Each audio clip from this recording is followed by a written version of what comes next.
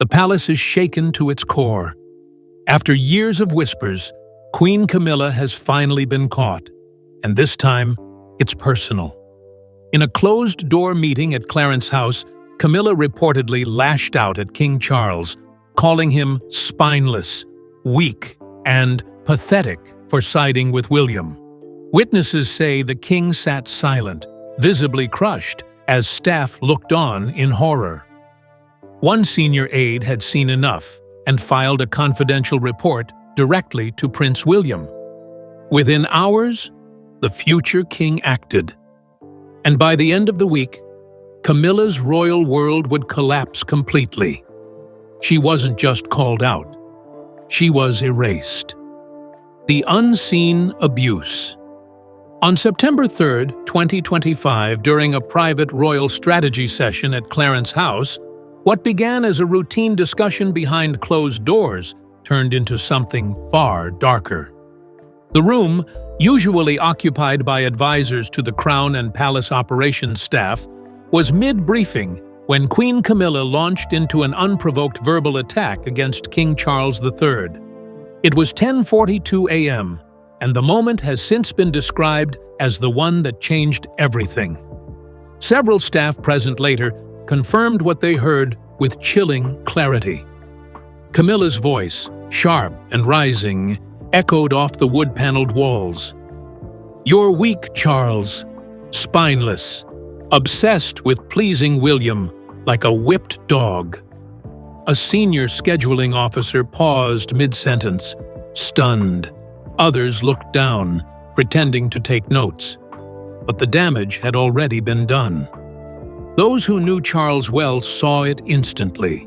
His eyes dropped, shoulders slumped, and he became visibly pale. The monarch had been publicly humiliated by his own queen. The meeting ended abruptly at 11:06 a.m., with aides silently clearing their materials. Charles remained seated for several minutes after Camilla stormed out. According to one official in the room, he didn't speak. He didn't even lift his head, just sat there, crushed.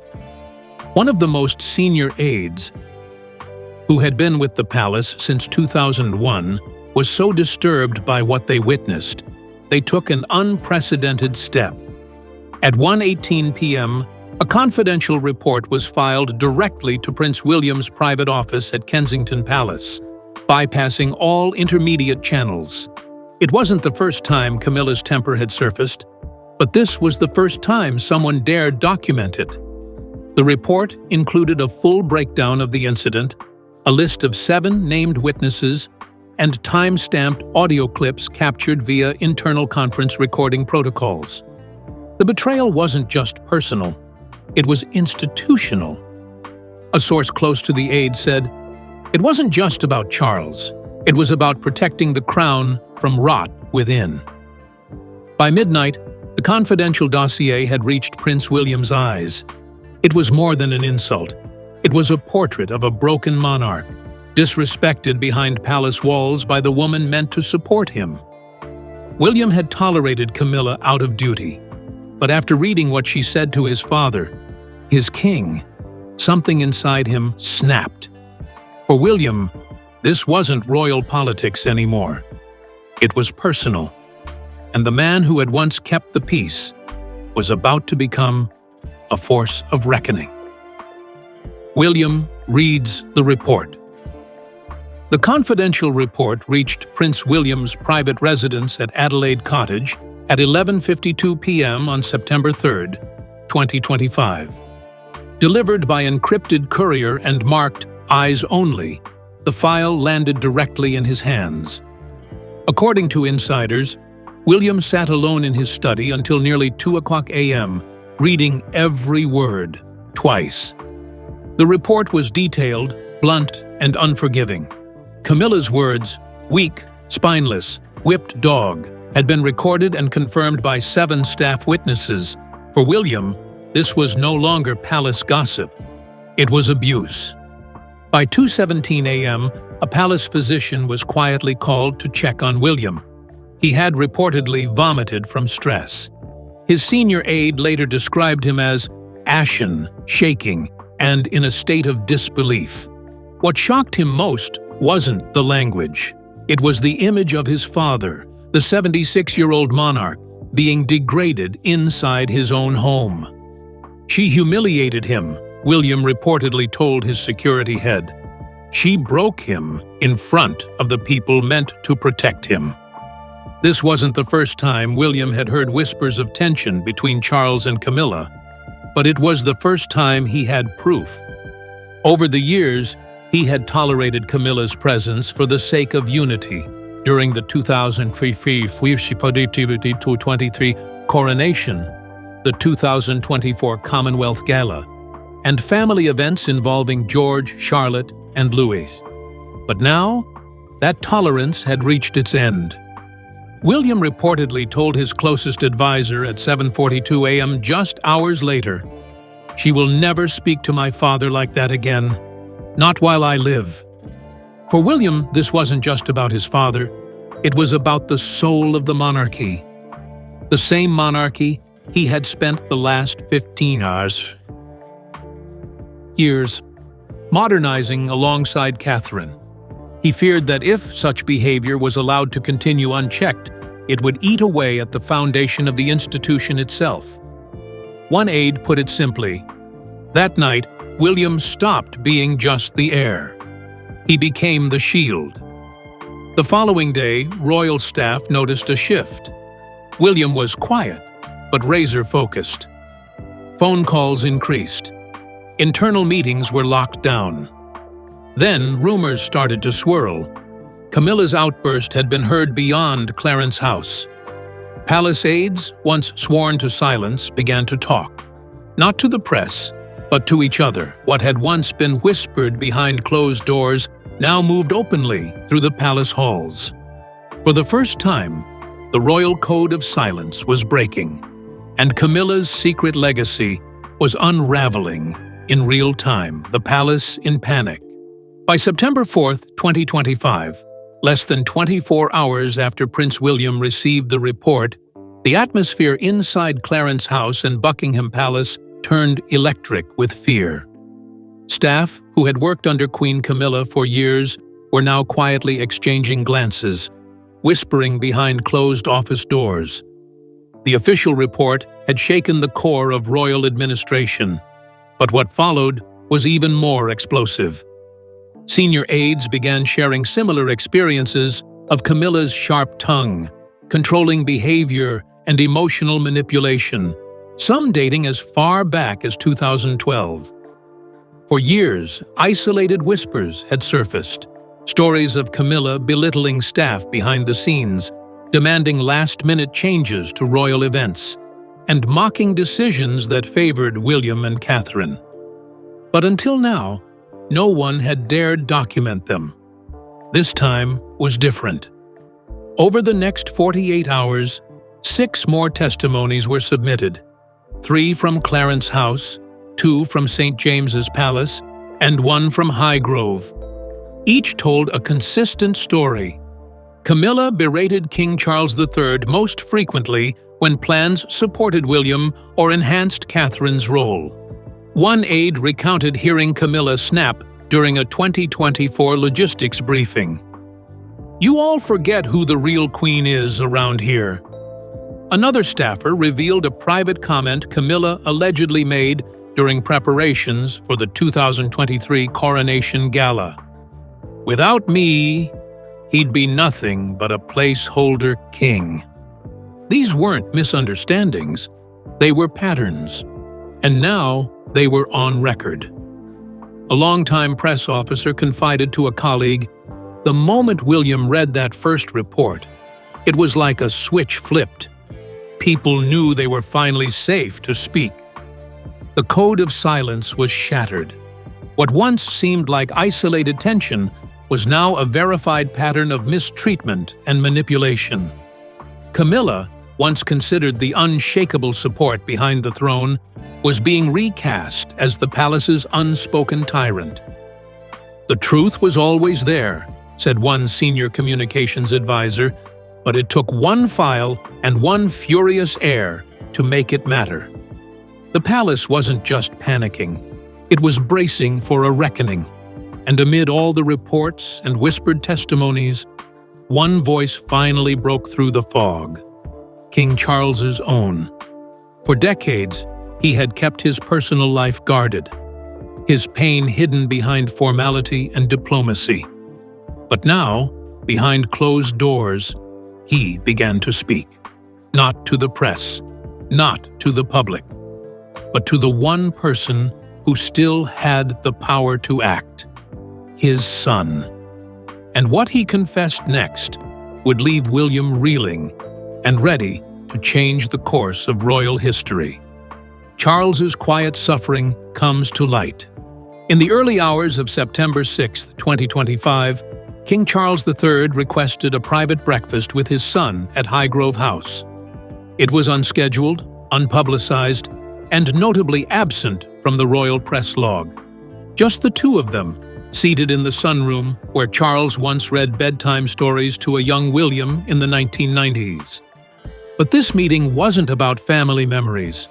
It was about the truth Charles had buried for far too long and could no longer hide. Over cups of Earl Grey and toast, Charles finally spoke, not as king, but as a husband in anguish. He admitted that Camilla's outburst wasn't rare. According to palace insiders, he told William that emotional tension had become routine behind palace walls. On at least 9 occasions since 2022, she had lashed out in front of staff, often when discussions centered around Prince George's future role or Catherine's growing popularity. Charles confessed quietly, "I didn't want to lose her, but I've already lost myself." Those words shook William to his core. The son who once questioned his father's past now saw a broken man clinging to dignity behind a gilded smile. Staff close to the king described signs the public missed: Charles canceling appearances at the last minute, retreating early from state dinners, growing increasingly withdrawn. One longtime aide recalled a private meeting in March 2025 where Charles excused himself after only 17 minutes, later found alone in his study, eyes red. It had been written off as stress. Now it read like surrender. As the truth poured out, William listened in silence. And when his father finished, he stood, walked around the table, and placed a hand on Charles's shoulder. The king looked up and said only this: "Do what you must, my son." That simple sentence gave William what no report, no witness, no document ever could: his father's blessing to intervene, not just as heir, but as a protector. And William, still haunted by the quiet destruction of Princess Diana, knew exactly what had to be done.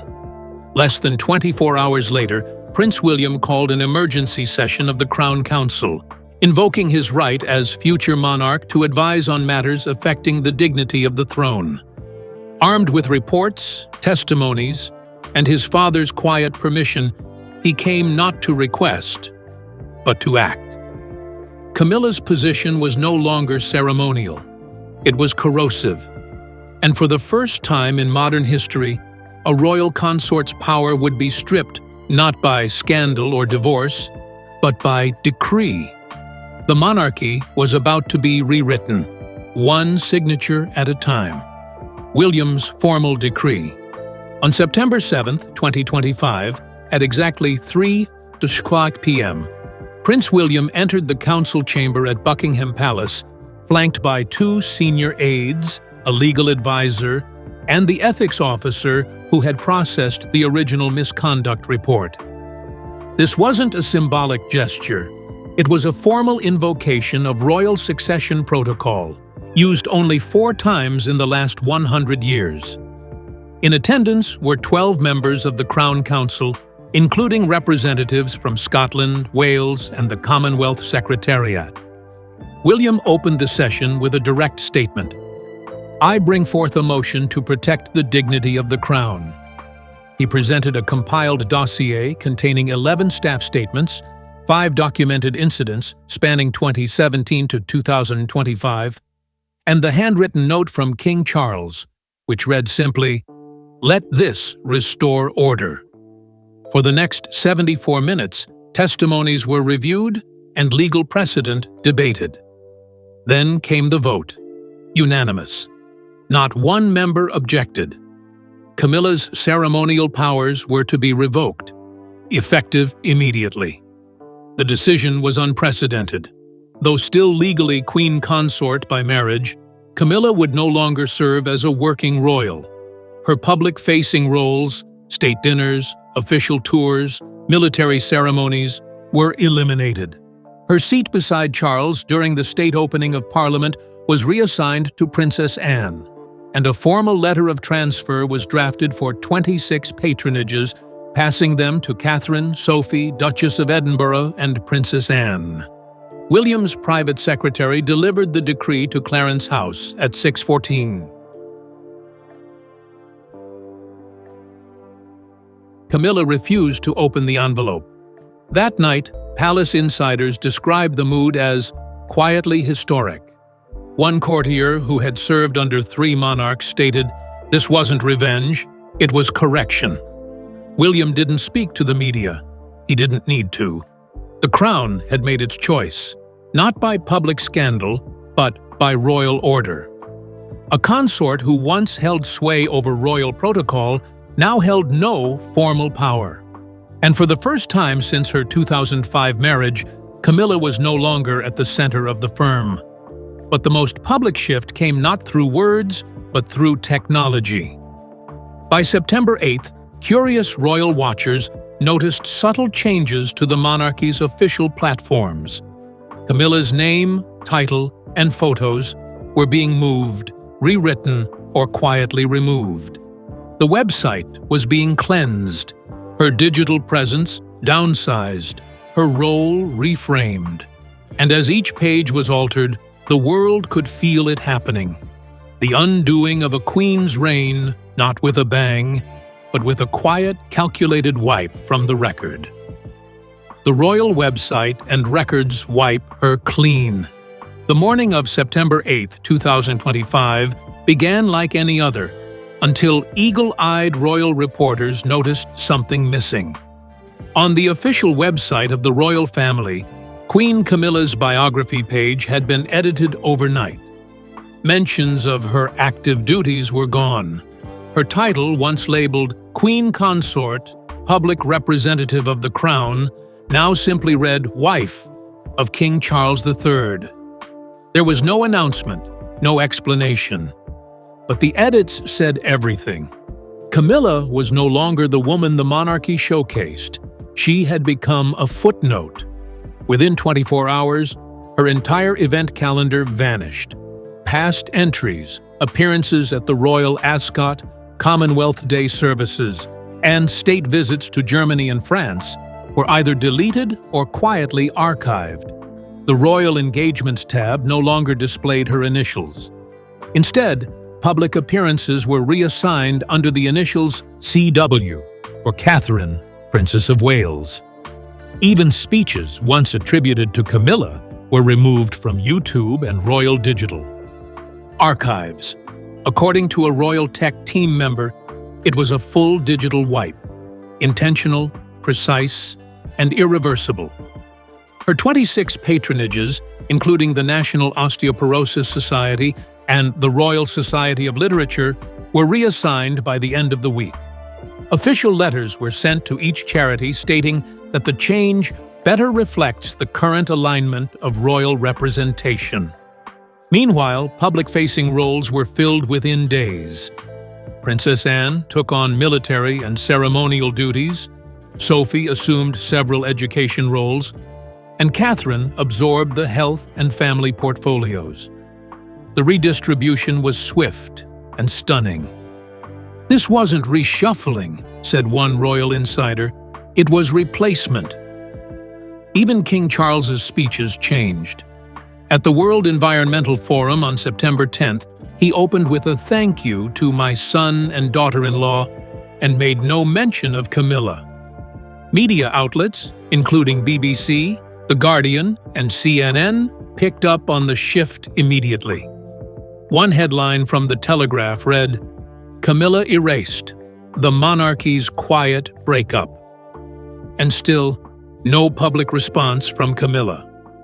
But palace aides confirmed she received a final digital briefing on September 9th, summarizing her online presence updates. Her only reply was 4 words. "It's done. I see."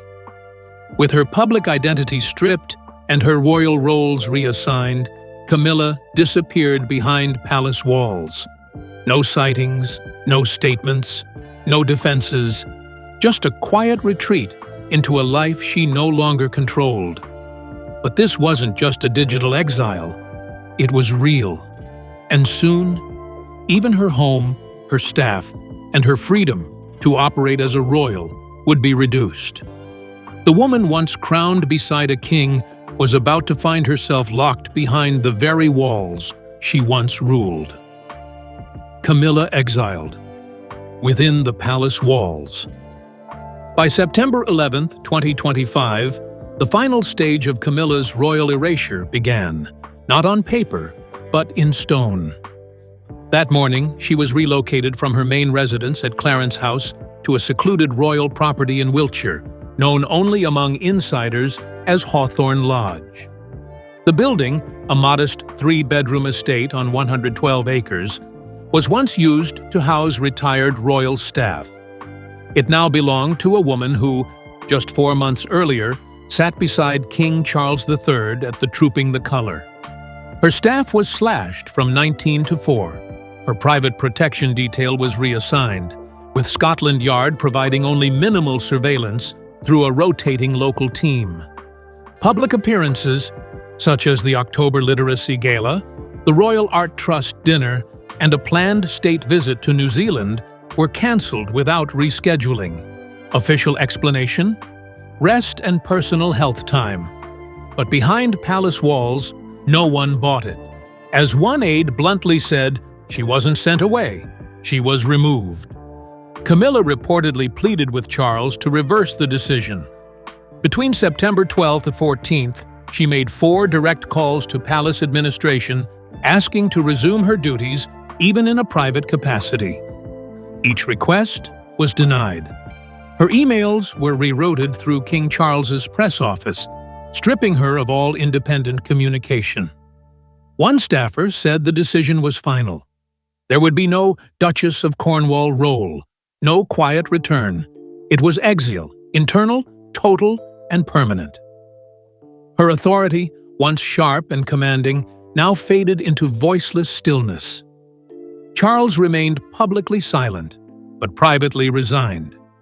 Sources say she begged him, during a tense call on September 15th, "Don't let them erase me."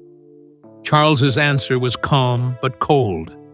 "I can no longer protect what you've broken." Those closest to the monarch say it was the hardest decision of his life. But even a king cannot serve 2 crowns, especially when one threatens to destroy the other. And while Camilla faded behind iron gates, another royal household was glowing brighter than ever. Inside Kensington Palace, the energy had shifted. The people weren't just watching William and Catherine, they were following them. Headlines, charities, international leaders, even Parliament began referring to the Waleses not just as the future of the monarchy, but its moral core. The scandal hadn't weakened them, it had defined them. And now, with the past removed, the path ahead was clear. This was the era of William and Catherine. William and Catherine's rise becomes unstoppable. By September 17, 2025, the public narrative was no longer about Camilla. It was about the royal couple who had quietly led the institution back from chaos. Prince William was now being hailed across media outlets as called the defender of the crown. In a national YouGov poll, his approval rating soared to 88%, while Catherine reached a record-breaking 94%. For the first time since 1997, the monarchy was viewed with favor by more than 70% of Britons, and it was because of them. International figures took notice. Invitations addressed to the Crown began specifying the Prince and Princess of Wales directly, bypassing Queen Camilla altogether. Prime Minister Olivia Hart was seen conferring with William privately during the UN Climate Summit in Geneva, with insiders confirming that protocol now positioned him ahead of Charles's team. Diplomats from Canada, Germany, and Australia requested events be co-hosted by Catherine. The world saw what the palace had finally admitted. The future had arrived. Catherine's presence only amplified the shift. On September 19th, she hosted a mental health summit at St. Paul's Institute, where she met with over 300 NHS workers. Her warmth, intelligence, and poise dazzled even the most cynical press. No longer just a royal consort, she had become a leader in her own right. "When she walks into a room," said one international delegate, "you forget titles, you remember how she makes people feel." Social media exploded, with fans declaring her queen in everything but name. Meanwhile, William moved decisively, streamlining royal operations, slashing outdated protocols, and advocating for transparency in royal finances. He spent 3 days meeting with charity boards and community leaders, promising a modern monarchy rooted in service, not spectacle. By September 21st, even longtime critics at The Guardian praised the couple's actions as necessary, transformative, and profoundly human. One senior palace aide captured it best. "They didn't climb to power, they earned it." On September 3rd, 2025, during a royal planning session at Clarence House, what was meant to be routine turned toxic fast. Multiple aides confirmed Queen Camilla berated King Charles III in front of the room, calling him a weak man hiding behind his son's spine. Charles, 76, didn't respond. He simply lowered his head, visibly shaken. Witnesses said the room fell silent as Camilla continued her rant, slamming Charles for being obsessed with pleasing William. By that evening, a veteran staffer filed a confidential misconduct report, the first of its kind, detailing Camilla's verbal abuse. That report was hand-delivered to Prince William at Adelaide Cottage. His reaction?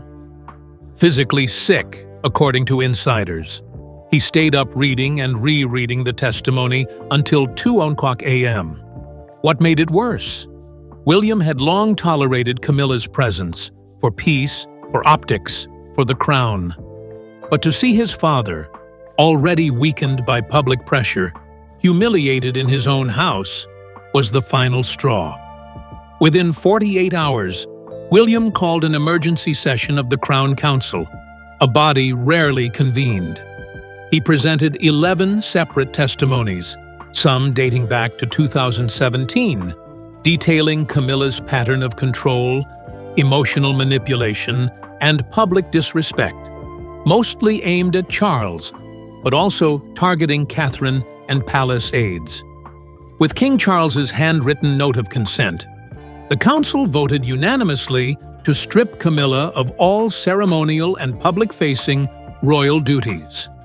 On September 7th, a formal letter was sent to Camilla. She reportedly refused to open it, but the consequences went into effect immediately. Her schedule was cleared, patronages reassigned, her biography online edited. Even her appearances beside Charles were cancelled indefinitely, from queen in public to figure in isolation. William didn't make a scene. He made history. "The monarchy protects its own," he said privately, "and no one hurts my father like that. Not again." Camilla kept the title by law, but the crown? It had moved on without her.